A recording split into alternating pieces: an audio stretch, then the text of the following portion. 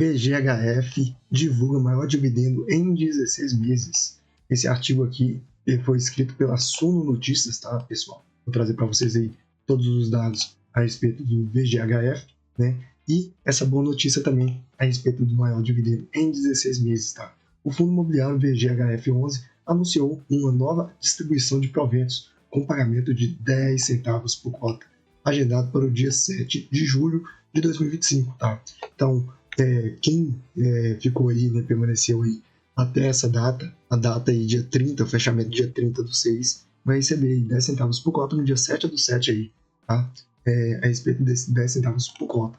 E aqui eles falam, né, no acumulado de 12 meses, os cotistas receberam 0,98 centavos por cota, tá? Considerando um período mais longo, a média mensal de distribuição nos últimos 2 anos foi de aproximadamente 0,9 centavos aí por cota, tá? E vale destacar os rendimentos aí são isentos ainda, tá? De imposto de renda, tá? Para pessoas físicas, né? Então, querendo ou não, isso é uma boa notícia a respeito, porque querendo ou não, o VGHF está distribuindo maior dividendos, possivelmente pela elevação de juros, né? Que é um fundo de papéis, e com isso, consequentemente, está distribuindo mais dividendos. Aquilo que eu mencionei para vocês, né? Então, os fundos imobiliários aí de papéis vão se beneficiar da elevação e permanência aí de juros mais elevados, tá? Consequentemente, devem pagar mais proventos, né? E aqui eu vou passar para vocês a respeito aí de alguns dados a respeito do VGHF, tá? Que está sendo cotado a R$ 7,69, o dividend yield próximo à Selic, tá? 14,1%, o preço dividido pelo valor patrimonial abaixo de 1, tá? Uma simetria de risco positiva, a liquidez diária dele boa, tá? Em torno de 2,4 milhões de reais por dia, a variação em 12 meses uma queda de 12,8%. Quando a gente olha a rentabilidade descontada da inflação, tem períodos aí, na verdade o único período aqui que tem rentabilidade positiva é em 3 meses, tá? 0,66%. No primeiro mês, negativo quase 1%. No primeiro ano, há 2 anos aí, tá negativo. Destaques aí caindo 26,6% em 2 anos, tá? E, como eu mencionei para vocês, isso aqui é só cotação no período de pagou dividendos, tá? Então, se a pessoa gosta de fazer boas alocações, normalmente quando cai, o yield tende a subir, né? Se ele paga aquele dividendo regularmente ali, né? E com isso, você faz o preço médio também, tá? Então, como eu mencionei para vocês, apesar que esse vídeo não é recomendação de investimento, às vezes fica interessante aí para pegar aí essa elevação de juros, né? Que o próprio Banco Central trouxe a respeito, falando que os juros tende a permanecer mais elevado por mais tempo, tá? E trazendo aqui algumas características do fundo, a taxa de administração é cobrada em torno de 0,9 ao ano sobre patrimônio líquido de um mínimo de 10 mil mensais, tá? O número de cotistas dele parte de 395 mil cotistas, o valor sugerido que ele fosse cotado a R$ 8,55, então ele está abaixo desse valor, então tem uma simetria de risco positiva, tá?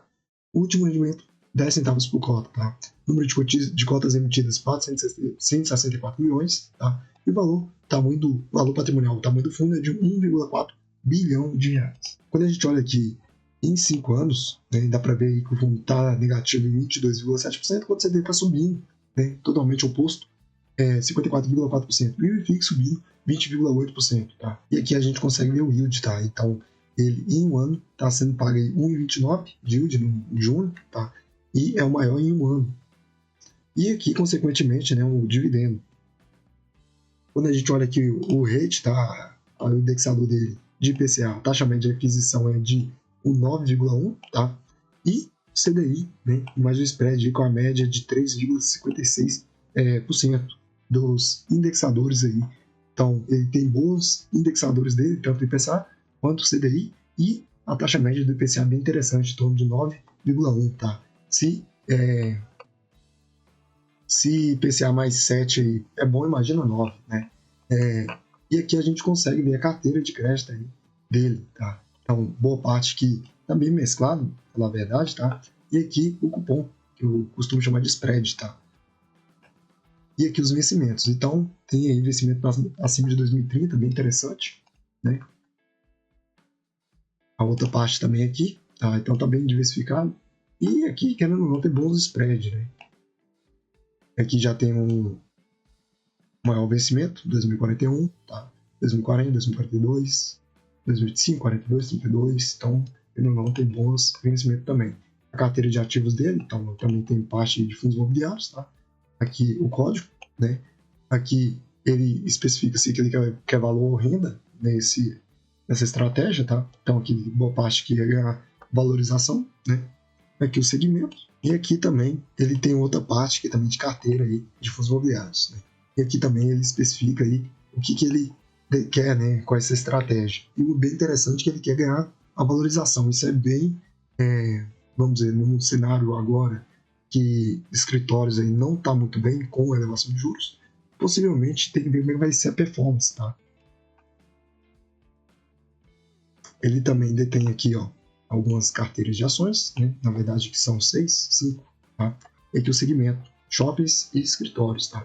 E também quer ganhar aí com a valorização, tá? No ativo.